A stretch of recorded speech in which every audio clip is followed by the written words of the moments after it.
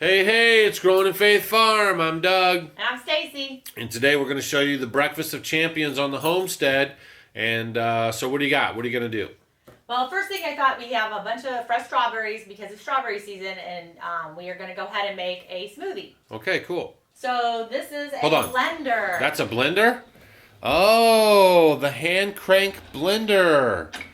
I see. It looks pretty nice. Stainless steel, BPA-free plastic, locking lid. Right on. Another reason why we don't need solar panels. Okay, what else? Yep.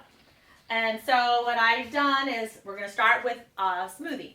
So I'm going to use the strawberry. So I went ahead, I had made some yogurt, and I'm going to go ahead and put it in my smoothie today. You don't have to put yogurt. I know some people don't do any dairy, so you could put, water or juice, something like that. Now, is that the yogurt, pasteurized, yogurt you bought at the store? No, it's right from the cow, raw milk, and I just went ahead and made some yogurt. And it's springtime, so in the spring you get the best raw milk and the best raw milk to make your butter with. Yes. So if you have a chance or have a freezer or someplace you can store your butter, get as much of it as you can or make as much as you can and freeze it because it has the most health benefits of the spring butter. Right. And it's so beautiful. The butter is a yellow. It doesn't even look real. I mean, it's gorgeous. Right, because the pastures are turning on and a lot of nutrients are in the grass right off the bat in the spring. Right. Okay, so I went ahead and I put some yogurt in there already. And then strawberries. I'm going to put them in there too. They've been sitting. That's all that juice. I didn't put anything else in them. That's just... There's one more in there. One more. Okay. Cool. And then I got some mint from outside. I'm going to put some mint in there too. We like the mint. All right. Cool. Simple. Now, there's 2 levels on this. But this is going to be really easy to blend up. So it's basically a 2-speed blender. It has a high speed, which she's using now, and then a low speed, which is for crushing ice. Blend it up. Make sure you change arms. We don't want muscle imbalances. I'm going to go the other way. You do the other arm. Looks good. And then I had done a video on the blackstrap molasses. You could put that in there. It would be yummy. You could put any kind of berries you want. There's so many ways to make smoothies. Putting them in with, make green smoothies. We've done green smoothies on this one. And it chops up the greens, but not as good as you would think like on a regular blender. But other than that, this blender's been great. I think it's good. All right. Are you ready to try it? I can't stop staring at your crazy old cowboy hat. Well, I'm going to go outside today. All right, so we got some stainless steel cups. Yep. Smoothie looks good. Looks smooth. Yep. Would you like some? Sure. Cameraman gets some. Yeah, it's good. So, this is our little pre-appetizer before the actual meal. It's always good to do some kind of fruit or some, especially like pineapples are great, just to help start the digestive process. So fruit is always good. So if you guys are eating or maybe you have digestive problems, eating a little bit of fruit before an apple, pineapples, some berries before you actually eat kind of gets your stomach acids ready to go for your meal. So here's our... Is that good? Cheers. Oh, cheers. Okay, moving on. The mint's good in it. All right, so the next thing I wanted to do is we're going to have a little sandwich made with herring. Herring. They call them kippers. Now What is that? That thing right there sells for like $1. Well, a little over. $1 and a little bit of change. Right. It's not even $1.50. It's super good for you. So you hear, that you should be eating wild-caught salmon, Pacific or Atlantic. Wild-caught fish is better for you than the farm-raised because of the foods that are treated and the bad conditions of the fish. So staying away from farm raised fish is the best. It's good, yeah. But you want to get wild caught fish. Right. And this is a little wild fish, and it's smaller. We're so worried about the toxins and things that are in seafood. So they're little fish. They haven't been in the ocean very long to absorb a lot of the mercury and things. And they're kosher, in case anybody wants to know. Right. So Biblically sound. And salmon is way more money. So Right. if you're on a budget and you say, well, I can't afford to eat seafood and it's so beneficial for And you. some people don't like sardines. These are great. I know we get sardines too, but I didn't really used to like them, but now I do. But this is totally, this is smoked, so it's actually a little better.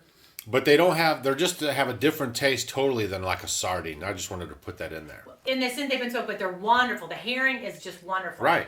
So this is our way of getting, our omega-3s, which is great for inflammation, for your heart, for your brain.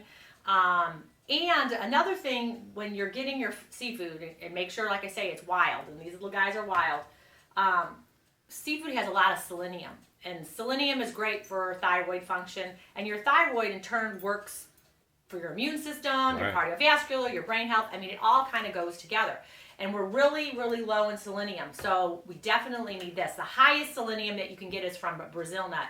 So all of us really need that. So if you want to even go ahead and take 3, 4, 5 Brazil nuts a day, that's just great to get. You should do it anyways. Yeah, try to work that into your diet. You need your nuts and seeds, so that might be one you want to add. But these are wonderful because they're inexpensive, and it's like this is going to be a power packed little breakfast we're having. Right. So, and then when we're done, we either give the juice to the dogs or the cats. So we have the kippers here, and you can see it has a nice kind of smoky look to it. It tastes very good. I'm just telling you.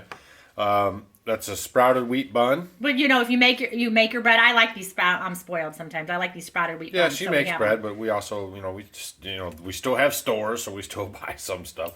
There's fresh grown tomatoes. No, that's not a tomato. Sorry, peppers. That's what it looks like in the video.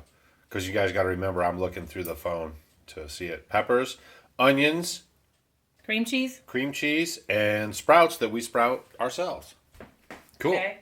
And then you can do the cream cheese also. You make your yogurt and then strain it through a cheesecloth, and then that could be yogurt. You could use that as a spread too. Right.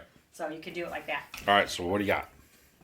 All right, so I'm going to get... So Auntie Faye, if you're watching, you're not going to like this breakfast. Now everybody's going to have to look up Auntie Faye. Way. But don't watch her too long. She's got a potty mouth. Okay, so you're going to put the cream cheese on. I'm making a mess. But that's okay. It'll taste good. So you're just kind of smearing on your cream cheese. A lot of cream cheese. Yeah. I like the cream cheese. Okay. So there's the cream cheese. And then I'm going to put on some onions. I like a lot more onions than him. So he doesn't get as many onions as I do. When you only get one cuckoo, we don't say you just got cuckooed. It's only when you get on the hour. The half-hour ones don't count. Okay. So then I'm going to put my little kipper guy in.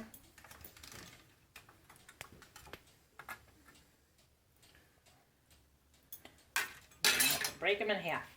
Yeah. There's one. There's the other one. And then... So one container just made 2 sandwiches? No, I can do more, but sometimes I do. Sometimes I don't. That's pretty good, though. If you can get 2 sandwiches for $1 and then plus your little veggies, that's, Yeah. No, it's a great thing. And then save it. Power pack nutrition and good for the wallet. So it depends. If I use bigger bread, I'm going to use, like last week when we made them, this is kind of like our once a week meal that we do. So sometimes we used bigger bread last week. Right. So I put 2 on each one, but this is a smaller bun. That's fine. Yeah. All right, so you got that, and then I'm going to put buku amounts of sprouts because they are wonderful for you. And then put the bun top, squish it together.